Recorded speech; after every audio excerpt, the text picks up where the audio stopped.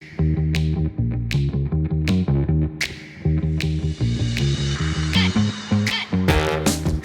to the Investor Lab. Sorry, we were enjoying our amazing theme song a bit too much. It's so good. So good. Just makes me want to go.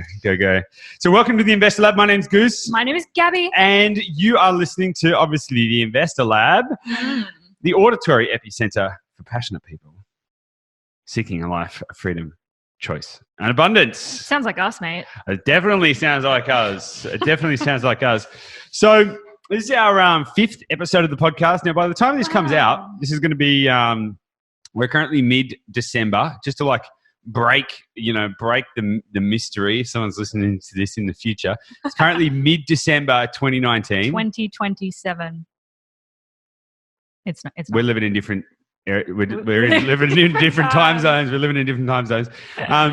It's middle of December 2019. Mm-hmm. By the time this gets edited and published, it's going to be like mid-January or something like that, right? Mm-hmm.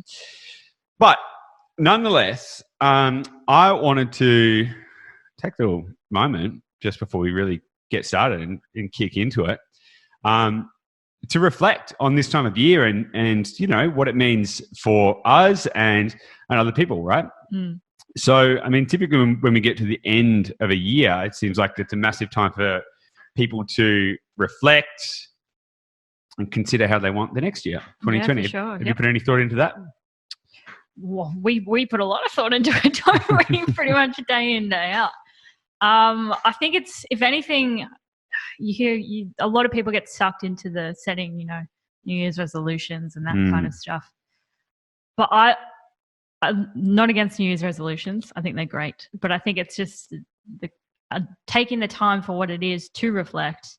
And, you might spend most of the year not really thinking about what you're doing. You might just be going through the motions and, just taking it day by day and not feeling really fulfilled or not even really thinking about what you're doing or what you want.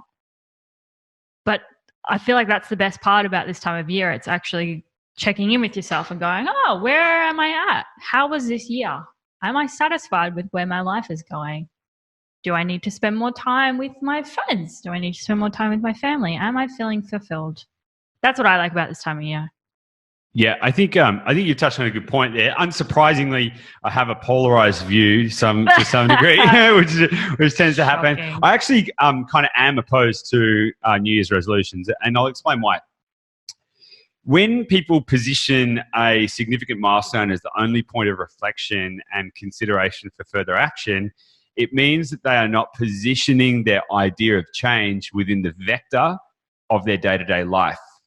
Mm-hmm. So you think about how many people create New Year's resolutions and then they're out the window within the first 30 days. I can't remember the stats, but I'm not even sure if anyone can actually measure the stats really. What percentage? But it's insane. Everyone's done it. Oh, I'm going to lose some weight. What does that even mean?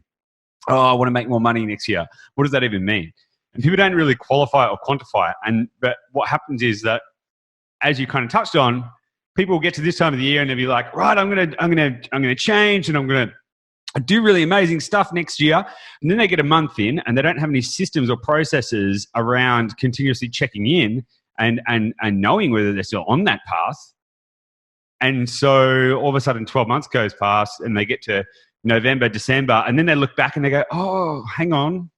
This time last year I said I was going to lose some weight. Whatever even that means, because it's really non-specific. Mm-hmm. And then it's a cycle that continues again. And I actually think that it's a trap societally that we've fallen into that gives people complacency, structured complacency, where they go, I only really need to think about it once a year, and then I don't know, I'll see what life throws at me, which to me is just reckless. I actually think it's a reckless and foolhardy way for anyone to live their existence and live their life, just to see what life's going to throw at them. So nonetheless, all of that being said, I do think it is a good time to reflect. I don't think it's the time to reflect, but I do think it is a good time to reflect. Can I just quickly rebut your rebuttal? Yeah, go on. The best way to have a conversation. I agree with you. I do agree with you. But I think for most people, even setting any kind of goal at any point in the year is a huge step up. So that was what my point was. Yeah, I know. I understand Back that. and forth I just want people to be better. Come on, guys. better. Lift it. Okay. Lift it. You should be setting New Year's resolutions. You should be setting new week resolutions every week. Maybe It's that's a new day today, Goose. It is a new day today. So, you know, like I think that this is a really interesting time for people because most people will be switching off from work, switching off from maybe business if they're an entrepreneur, Never switch off. switching off from investing, switching off from so much stuff, and it's natural. It's a natural human condition to want to just, you know, recline into the lazy life for a little bit. But it's what I actually think is that the people who can maintain diligence on a focus of growth and action, they're the people that are going to make the fastest gains. And they're the ones that are going to be able to reap the highest rewards. Mm-hmm. So basically, whilst everybody else is growing fat on the pastures of contentment, the people who can, I like that one, growing fat on the pastures of contentment, that was pretty good. And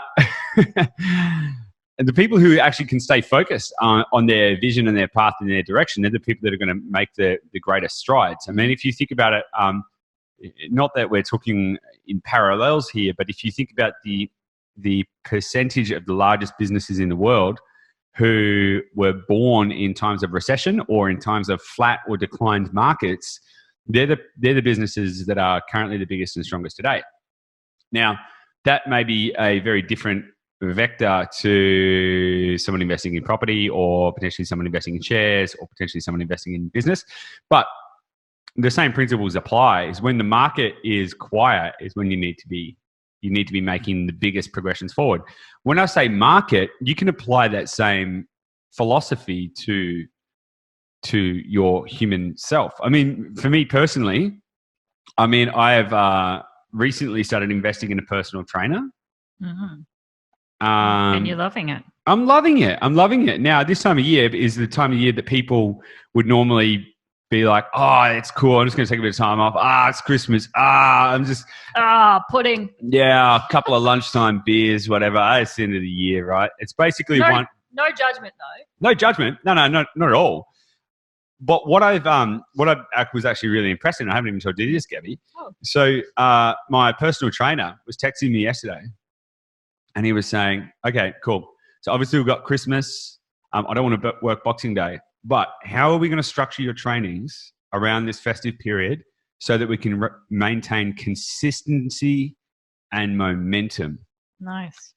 I was like, damn, let's go. He knows how to talk to you. Absolutely. And that's really important because what I have done is I have taken an area of my life where I know that I want to achieve an X result. I can probably do it myself, but if I did it myself, I'd take a really long time. And to be quite honest, I've been going to the gym for a while and I was not really seeing the results that I wanted, which is why I invested, use that terminology very carefully, invested in a personal trainer to help me achieve the results I want faster. And by employing that team to support me to achieve my goals, they are helping me to stay on track to maintain momentum despite whatever else is going on. And that's awesome. And I was like, wow, that applies across the board. And that kind of actually is a reasonably good segue into the topic that we're going to talk about today. For sure. So the topic we're going to talk about today is the 4 stages of investing success. Anything, Gabby? Nope. I'm excited. Can you tell? Yeah. So the 4 stages of investing success, right? Now, when we talk about investing, we're not just talking about real estate. We're not just talking about shares. We're not just talking about business. We're talking about investing in life. Mm-hmm. So some investment is going to be financially oriented. Yep. Some investment is going to be spiritually oriented. Yep. Some investment is going to be socially or family oriented. Some investment is going to be intellectually oriented. Some investment is going to be health oriented. But the thing is, the sense of investment is always going to be driven by the same. You're going to always need to follow the same process if you want to achieve the right results. Mm-hmm. So let's dig into it. Do you want me to go first? I'll go first. Okay. So what is, Gabby, the first stage of investing success, regardless of what area of life you're investing in? What is the most important thing to start with? So first stage is dream. You need to know what you want. You need to know where you're going. You need to know where you are. You need to think about how you're going to get to where you want to be. So that's like clarifying your current position, what your goals are, your vision, drawing out a roadmap. You know, in property, that's kind of like building out your portfolio plan. How am I going to get from X to Y to Z to Alpha? Yeah. Whatever comes after Z. You know, mapping that out and getting really clear on, okay, I want this end goal. What are the stepping stones to get me there? And why do I want it? Yeah. I mean, we talk about this quite a lot about, you know, getting really clear on why you want that goal. It's very easy to pick a goal that you hear other people kind of talk about, or you think that that's what I'm meant to want. That's who I'm meant to want to become, and that's who I'm just meant to, that's the mold that I fit into. And as a human in whatever society we're in, like that's what we're expected to want to achieve. But if you actually kind of question, like, why do I want that? What does that mean to me? What does that look like to me? And I think like us personally, we're going through quite a lot of this at the moment of like, you know, we're building a business and we're working with people every day trying to help them realize their goals. And it's like, it's easy to get stuck in the, oh, we run a business and we're just going to work our asses off 24/7 to run this business, which traditionally that's how we've worked. So it's pretty challenging at the moment trying to, you know, really assess that and be like, is this how we want to work for the rest of our lives? Is this how much energy and effort and time and all of the different things that you can invest in something? Do we want to put that all into just building a business for the sake of building a business?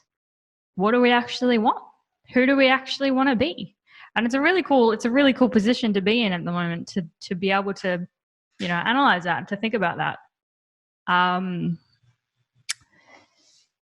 Yeah. I think you've touched on a really interesting thing there, because basically what you're saying is, are we getting the yield that we want out of the energy we are applying? Yep. And you can take that principle and apply it, you know, across the board. And this is what I'm interested in with this episode. I want to talk to people about, you know, the 4 stages of investing success. So we'll just quickly touch on them: dream, team, acquire, empire. We're going to hit all those key points and we're going to explain how that works. But these are principles. These are principles that can be applied no matter what you're investing in, as we were saying. So for us, we run a business. We invest in a business. We also invest in real estate for ourselves. We also help clients invest in real estate. We also invest in our health. We also invest in our education. We invest in so many areas. But as you kind of started to touch on there at the very start, was understanding what you want to achieve out of it. Because I can tell you, if you just go and sign up to a gym and you don't have a clear destination of what you want to achieve, you're probably only going to go to the gym for like 2 weeks, and then you're going to be like, "This sucks. What am I going to do?" Yeah, what am not pointing any fingers. No, I'm only joking. He's pointing at me. But if you don't have a clear destination or outcome that you want, you're not going to have any clarity around the actions you need to take to get there. So in health, that could be, okay, in 12 months, I want to weigh 95 kilos and only have 8% body fat, right? Or it could be, I want to run the Sydney Marathon, for example. And you can have destination goals, which allow you to give you something to work towards. So that way you can structure your processes backwards from that. And that gives you the incremental steps you need to take to get there. And you can apply that same process to property investing. Okay, where do I want to get to and why? Is it 10 properties? Is it 5? Does it even matter how many properties? Is it an income goal? Is it an equity goal? Why? Like, why is that valid? What is the thing you want to achieve it for? Is it because you never had much as a kid and you want to be able to provide for your kids? What is the deep reason that you actually want to do it? Because I can tell you, just like saying dumb stuff like financial freedom or I just want to make money is just not going to get you anywhere. You just might as well not even start if that's the validation you've got. But taking it a little step further, you can apply that again to business. Okay, why do you want to start a business? I can pretty much tell you anyone that I've ever met that has started a business because they say, oh yeah, I want to make money, is they generally don't work out. It's the quickest way to not. It's the quickest way to failure. Strong business. But I know for us, our goal in business is that we want to help people. We've got missional impact that we want to have. So everything else is then based around that. It's like, okay, how do we get the most reach? And this is one of the reasons we're doing this podcast. How do we get the most reach? How do we communicate with people in a different way? How do we create impact? How do we create longevity? How do we create all of this kind of stuff? Influence. Now, when you have that vision in mind, it allows you to extrapolate the steps that you need to take. So the same thing goes with property investing and understanding where you're at. So for example, when at the start of my fitness journey, well, I mean, I can tell you like 12 months ago, 18 months ago, I was like 110 kilos and 35% body fat. I wasn't that happy about that. In fact, it was a pretty low point for me, but I took ownership over it. I stood naked in front of the mirror and I thought, right, own it. This is where you're at and this is where you're starting from. Where do you want to get to? And I've been on that journey and I've been able to track and measure my progress to understand if I'm getting the right yields from the actions that I'm taking. So having that vision about what you want to achieve is not just some esoteric, like dream it and you can have it kind of crap. It's about understanding the steps you need to take to get to where you want to go and actually creating an accountability in your own process that you can go, okay, am I moving forward or backwards or sideways? And being able to track that. So I went a bit of a rant. That was great. Awesome. So, and look, this is, I think, from Proverbs 25:18 or something. I'm not religious, right? But I actually really love this statement. Where there is no vision, the people perish. And although I'm not religious, I am quite well read. I've read the Bible a couple of times. And I really love that statement because, again, you can apply that in so many different vectors within your life. Vectors, geometry, spatial awareness of what you're doing, that where there is no vision, the people will perish. Because if you don't know what you're going for, you'll have no fulfillment in the process. Because having a destination goal is great, but it's not the outcome that you want, it's the process. You need to fall in love with the process. You need to fall in love with the journey. You need to fall in love with the actions you get to take every day in the progress. And in order to be able to love the process, to be able to fall in love passionately and deeply with the challenges and trials and tribulations and struggles and successes that you're going to find on any investing journey, you must have vision or you're going to fall by the wayside. Which I think that's obviously where a lot of people go wrong. Like if you do get to a point where you decide you can look at yourself and you can define what your goals are, a lot of people do set those result goals rather than process goals of how do I want to be in this world? How do I want to act in a day-to-day basis? What kind of habits do I want to have as a person, as a communicator, as a friend, as a partner? What can I do every day to make me feel fulfilled and make me feel like I'm achieving my purpose, whatever that is, rather than, setting these big results goals that most people do. Totally, exactly. Because just sticking with the health kind of theme a little bit today, but if you had a results goal of like, I want to lose 20 kilos, I can tell you how to do that. Just stop eating. Just stop eating. Stop eating food. Starve yourself. Now, I'm not telling people to do that because that's going to make you sick. That's not going to become the person that you actually want. That's not the outcome that you really want. What you want is to be fit and healthy. What you want is to have more energy. What you want is to be able to show up in your life better and to feel happier and more satisfied with who you are as a human being. So you just got to be careful of not chasing necessarily just the outcome, because the fastest route to get to the outcome is usually going to be the most detrimental pathway to get there. So you need to take the holistic route. But anyway, we're cracking right on. We've only got to number 1, and we've still got 4 steps to go. We brought it from 7 down to 4 this week, this episode, and we're still going to take too long. Over to you, Gabby. All right, we've done dream. Yeah, we went wide on dream. Dreams are so important, but Number So two, is the team. Team's important. Number two is the team. Again, this applies to any kind of investing you do. It's that whole notion of your environment. What is it? You're the average of the 5 people you surround yourself with. Jim Rohn, and that applies. I think that not only applies to people, but it applies to your environment, your physical, where you're going, the physical where you live and work. It's this collective team of people and things and concepts that are around you that really shape your ability to stay on path towards whatever that goal is. So like in property in particular, it's like making sure that you're leveraging the expertise of the experts and the professionals in whatever it is that you want to do. So it's like buyers agents and the professionals in sourcing and acquiring property, or you engage that's us. Or you engage conveyancers who like their passion is about property law. And you engage really talented mortgage brokers who their passion and their expertise is in finding really great ways to get finance to achieve your portfolio goals. And again, it's just about finding the people who are passionate about what they're doing and they've done the hard yards that you're not necessarily going to be able to do in your lifetime, and leveraging their passion, because you don't have to be madly in love with the legal process of buying a property when there's professionals who are.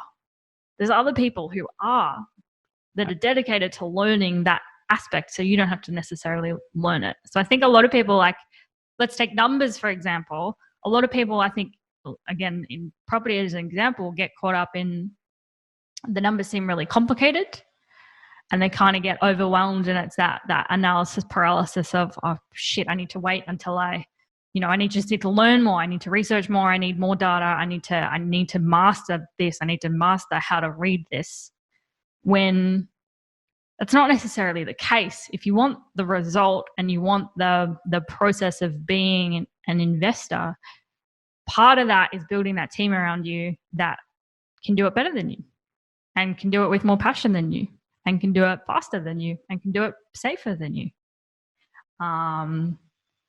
Yes, I think that for me, that's what building the team is about, surrounding yourself physically and mentally and intellectually with people who just have more passion and more expertise than you.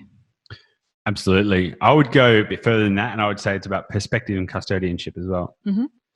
So alliterating a little bit from a Steve Jobs quote, but nothing great in life or business was ever done by one person. It's always been done by a team of people, and you can apply that.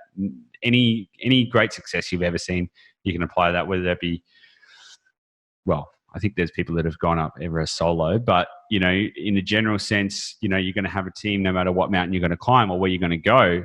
The other thing as well is about perspective, because as you said on the numbers there, it's not necessarily about understanding the numbers. It's about understanding how the numbers work in relation to where you want to go. Mm-hmm. For example, going back to the health thing, I've been putting on weight. Mm. I've been putting on loads of weight.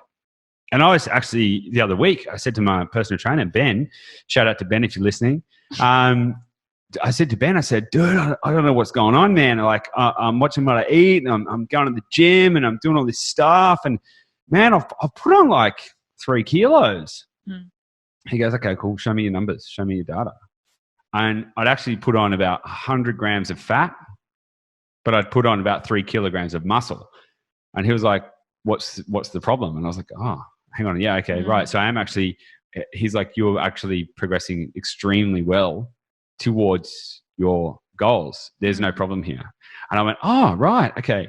And he gave me clarity on where I was in the process and not to start freaking out. Because I was sitting there going, oh my God, I feel like I'm hardly eating. I need to eat. And it was like, no, it's actually totally fine. And in fact, I need to fuel the system more. So it was actually contrary to what I thought. But it was only by having a professional there to give me professional advice and professional guidance to say, whoa, calm down. I see what you're looking at, but actually you need to look at it from a different perspective, because this is actually getting you exactly to where you want to go, which is super powerful. So having that team around you is as much about outsourcing the work as it is about outsourcing the perspective and creating accountability. Because a true team member, whether they are above you or below you, will keep you accountable to your own pathway. Everyone who's on your team must share your vision. You cannot have a team with people who do not share your vision, whatever that may be, whether you're in business and you're talking about your employees or contractors or team members, or whether you're talking about being a property investor and you're getting a buyer's agent. Look, we help people do this all the time. So just for clarity's sake, we run a buyer's agency. We help people invest in real estate. But what we do specifically is we need to understand where they want to go. So step one, dream. And then step two, we want to be custodians over that journey to make sure that every decision they make is going to be progressively moving towards their goals. And oftentimes that means that we need to be contrarian to the way that they are thinking. So they might say, well, yeah, I really want to go in and do X, but we need to be robust enough in our thinking and in our positioning with our clients that we can say, no, I'm sorry, the best next step for you is this, and this is why. And it's that kind of custodianship that needs to permeate through any team if they're going to help support you in your growth in your life to achieve the goals that you want. It's a good point, actually, because we do take that perspective of like people who are seeking help with investing. Part of why they need the help is because they don't have that perspective. So it's part of our role as professionals to give that perspective and give that context that they are just not seeing from where they are. There's fear in the way, or there's, bias in the way, or there's something in the way. So we do actually are conscious about that, trying to give people a different perspective. So it's a good point about perspective. Yep, 100%. So the next stage, stage 3. So we've covered dream and we've covered team. Now, acquire. Now you can interchange this word acquire with action, but we like acquire because dream, team, acquire, empire rhymes.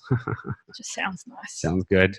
So obviously in the property spectrum, what you want to do now that you've clarified where you want to go and why, and now that you've found the right team that's going to help you get there in line with your goals.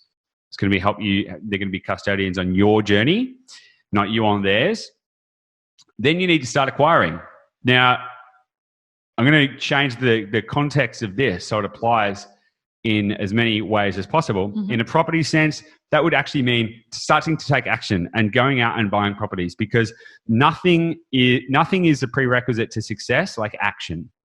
Nothing is going to guarantee you get to where you want to go like action. And that may seem rudimentary, but the amount of people who think that thought-driven processes and taking too much time to analyze things is going to give them a better outcome are statistically broken. It's not how it works. So the whole idea is you need to take action repeatedly over and over again, and you need to push towards your goals. And sometimes you're going to find success, and sometimes you're not. If you've got the right team, they're going to help you avoid success avoid failure and find success. But the main thing here is you need to take bold and decisive action. Now, in the context of property, you need to actually start purchasing properties. You need to get out there, get into the marketplace, because time in the market and buying the right properties in the right place at the right time is what's going to propel you forward. It's going to help you grow exponentially. And from our perspective, that's what we're helping our clients do. And it doesn't matter if some people are buying $250,000 properties and some people are buying $450,000 properties. Right? That doesn't matter. It's all going to be independently dictated by where you're at on your journey, and what's going to be best suited to helping you achieve your long-term goals. So if that means starting at $250,000 versus waiting for another 18 months whilst you save up some money and maybe can buy a $300,000 property, it makes a whole lot more sense to actually get started and take action. Now, acquisition or acquire can also be applied to any other type of investment. So, for example, I could have a desire that I want to be really strong and muscly, and I just bought my first pair of budgie smugglers, so I've got an incentive to get ripped. I can have a desire to do that, and I can go and hire a personal trainer, but if I don't show up and do the work, it ain't happening. Yeah. It's that simple.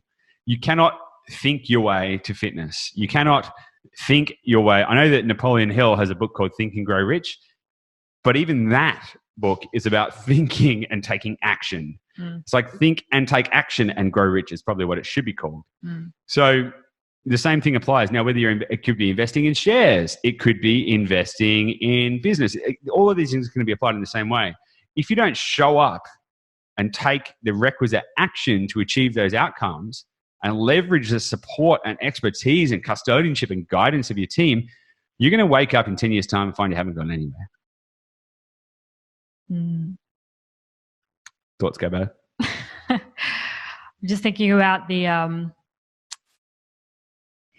just the trap that a lot of people get caught in about overthinking things. Myself, first and foremost, is let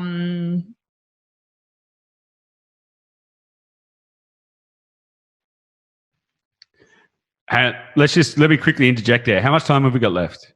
We have 10 minutes. Okay, we've got 10 minutes, right? So we've hit on team, we've hit on acquire. Have you got any key points you want to hit on acquire before we move on and get things rolling into the next bit? I just wanted to talk about how like overthinking things and not taking action, which I'm definitely prone to. Yep. But again, that's when it comes back to having the right team around you that can give you the perspective and can encourage you to take those actions and take that step and then find out if it doesn't work, because it's most likely not going to work the first time you try anything, but that's why you do it. You take that step, you get the feedback, and then you adjust and you take another step. So I think that's how those two kind of really work together. 100%. It's accountability and custodianship, and that's going to help you to take that consistent action. And you can see how these steps all fit into each other in sequence, right? So dream, team, acquire, Empire. Now, we use the term empire because we've applied this conceptually to property. And again, we love the way it rhymes, acquire and empire. But whenever you want to build that empire, and it could be an empire in your mind, it could be an empire in your body, it could be an empire, however you want to apply this conversation in your own life. And it could be, you could have education-based goals, you could have health-based goals, whatever. And this is all still going to apply. I can guarantee you that every single one of these steps is going to apply whenever you've got a dream big enough. Now, empire would be taking the time to periodically review your position and maintain momentum and use the power of what you have already achieved to propel you to that next step. So this is where this is where consistency and momentum come in. So it's, if you think about the previous step being acquire, it's almost like catalyzing. It's like lighting the fire. It's the big bang that kicks everything off. But if you really want to become the master of your own universe, you need to periodically and consistently check in with where you're at, review the data, analyze your current position and current trajectory, course correct as required, and loop back to your dream to make sure that you are on the right pathway to get you to where you want to go. So in property, that would be, periodically reviewing your portfolio, understanding that you've bought the right properties in the right place at the right time. And if you haven't, what you're going to do about them, how you can potentially value add, leverage, do all that kind of stuff, how you're going to consistently maintain momentum, because nothing will stunt success in life than sitting back and hoping that life is just going to sort itself out and come to you and happen to you. If you're waiting for success to just happen to you, you're going to be waiting a very, very, very long time. And if it does happen, you'll be one of the very, very, very few people that it ever happens to. If you want to achieve the things you want in life, you need to take consistent action. So check the data. Same goes again when you're going to the gym. I weigh myself every day. I'm checking my macros. I'm understanding the data. I'm logging my sleep. I'm doing all this kind of stuff so I can see where I need to improve. What's going to help me move me towards my goals or move me away from my goals. And you can make calculated decisions on that. It doesn't have to be purely linear, because I can sit there one day and go, you know what? I've been killing it for the last couple of weeks, but I'm just going to go. Saturdays are for eating. Let's just go and eat whatever we want on Saturdays, because you know what? That's fine. And I can understand how that's going to affect my process, but I understand the parameters of that impact. Vice versa, if you were building a property portfolio and you had a goal that in 10 years you wanted to achieve X passive income and X equity position and all of this kind of stuff, and you get 5 years in, you get married, you have a kid, and you're like, yeah, that's great. But what I really want right now is I want to go and buy my principal place of residence. Okay, awesome. So understand what impact that's going to have on your journey and make a value-based judgment about whether that is the best step for you, which it may very well be. There's no right or wrong answers here.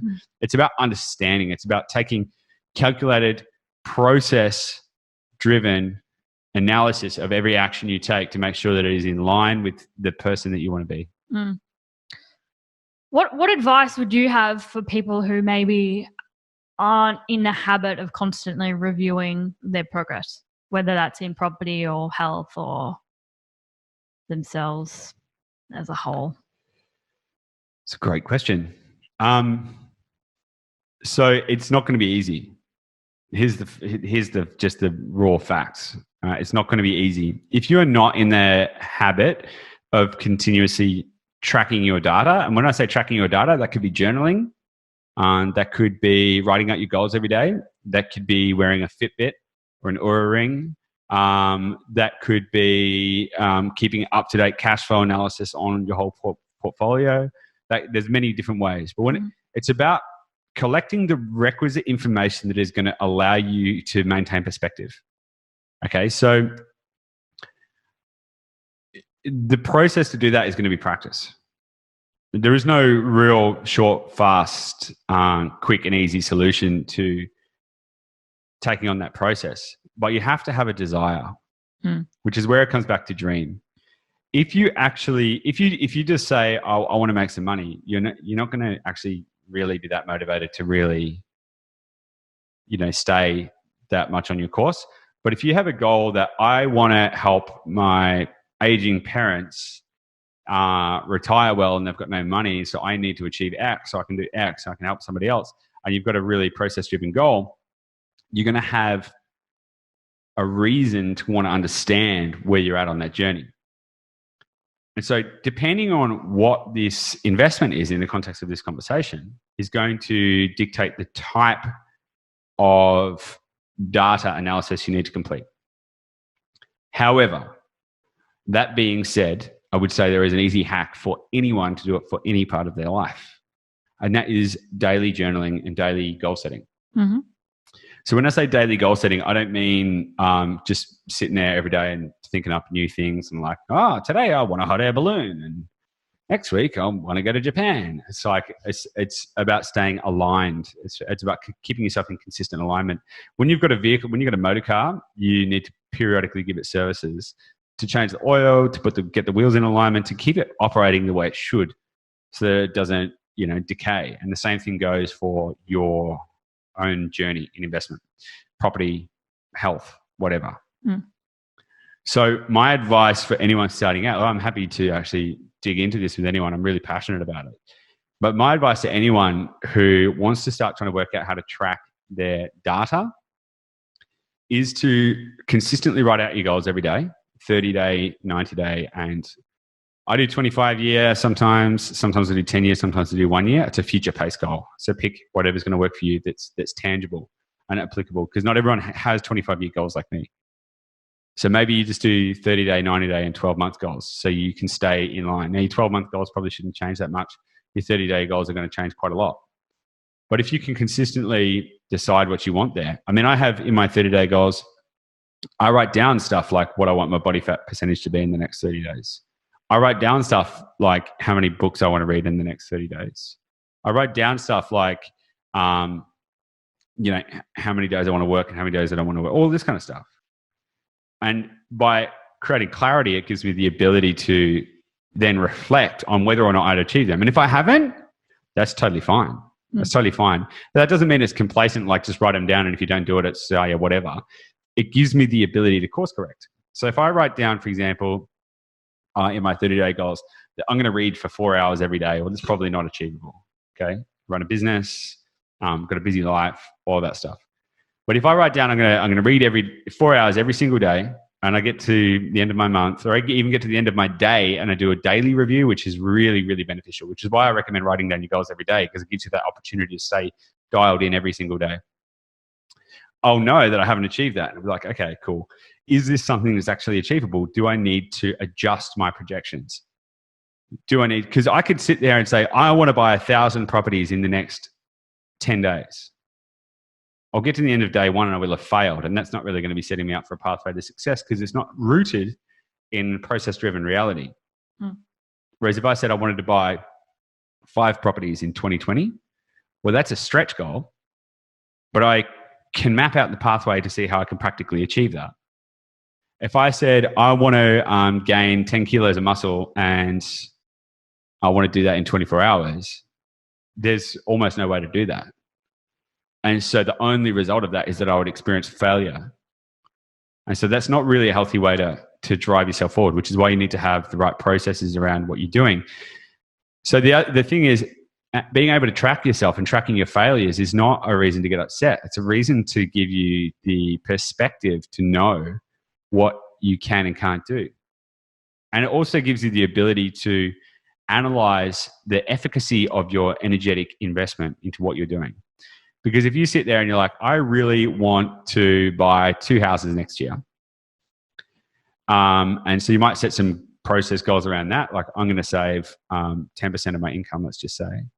And you're reviewing your goals daily and weekly. And then at the same time, you're just splurging all your money on whatever, and you're not saving any of it. You're going to clock that pretty soon. You're going to have to make an internal decision about what are my behavioral activities indicating about my future destination, and am I going to get there? Are they congruent? So I think it's just that process of reflection, daily reflection, that is going to help give you that clarity to check in on the requisite data. Yeah, awesome. Yeah, I think that's a really good wrap up of, how each of those 4 stages kind of really, really come together. It's like you need to be really clear on your dream and your goals and who you want to be as a person, and be really honest with yourself. It's not about a comparison. It's not a comparison game. It's about, who do I want to be? How do I want to act? Where do I want to go? And then making sure you got that team around you to give you context, perspective, and also accountability, because a lot of people need that accountability. And then, acquiring, taking action, testing what works. If it doesn't work, then you can review and adjust. And then the empire piece of bigger scale revision and checking in, and how can I make this even better? How can I improve? How can I keep this growing to get to my ultimate goal? So those 4 stages again: dream, team, acquire, empire. Absolutely. And that can be applied to, as we said, or the whole episode, it can be applied to any vector in your life. But if you want to be part of a community of other people that are thinking like this, if this stuff resonates with you, if you want to connect with other people, if you want to learn about real estate, if you want to, if you want help to buy real estate, reach out, because that's what we do, is we help people invest in property. So sing out if you need help. But if you just want to be part of a community that is going to help inspire change in your life, then join us in our Facebook group. So www.facebook.com/groups/the Investor Lab. Join us there. We are posting stuff all the time. We're building a great community there, and we'd love your feedback too, because the people who participate in that community also help guide the information that we produce day in, day out. Yeah, or if you're an expert in some aspect of investing, if you're really passionate about anything, we'd love to have you in the group and love to have your participation, because we're not the only ones participating in this thing. Nope. We are not experts at everything. We want to hear from other people who are super passionate about what they're doing and who want to help other people. And if you've got your stories or, ideas or concepts that'll help, like, jump in, let's have a chat. Absolutely. If you've got, and investing is such a broad spectrum, and really it's about betterment of self. So people who want to invest in property, it's really not about the real estate, it's about other things as well. Yep. So whatever you see as being the key investment in your life, if it's something you're passionate about, maybe you invest in health quite a lot. Maybe you're a yoga instructor, a nutritionist, or maybe you help people invest in shares, or maybe you have had great success in the stock market, or business, or any other perspective that we can share to help inspire people to invest in self, then we want to hear from you too. Okay, so with that, I think we'll wrap it up. I want to wrap it up with a quote from your man Jay. From my man Jay Abraham. So this guy is a legend. He's an inspirational thought leader. He's a legend in the game of business, and I encourage you to check him out. But there's a really great quote by Jay that I wanted to share with you guys today. It is, as soon as you open your mind to doing things differently, the doors of opportunity practically fly off their hinges. And that is from his book, The Sticking Point Solution. I encourage you to check out Jay. I encourage you to join our community, and I look forward to seeing you on the inside. Thank you.